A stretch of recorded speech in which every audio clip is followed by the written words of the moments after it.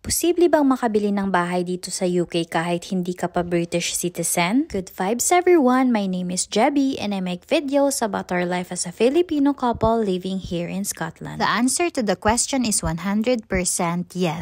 Pwede pong makabili ng bahay dito sa UK kahit hindi ka pa British citizen. Ang term nila dito kapag bibili ka ng bahay ay mortgage. Ano nga ba ang ibig sabihin ng mortgage? So, isang klase ng paglo-loan o paghiram ng pera sa bangko in order for you to purchase a house, a land, or any other properties. Kapag nag-mortgage ka, hindi ibig sabihin ang bangko ang magbabayad ng bahay mo 100%.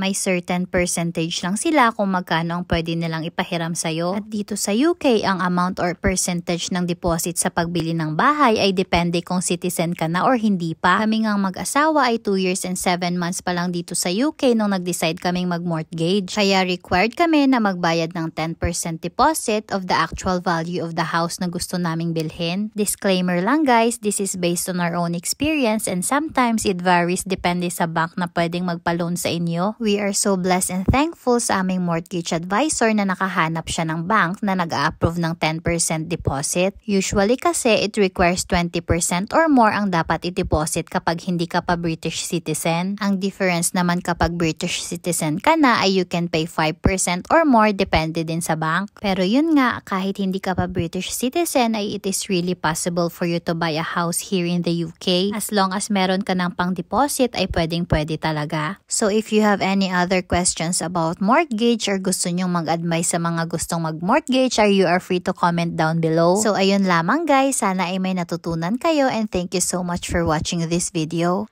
Have a nice day and don't forget to pray!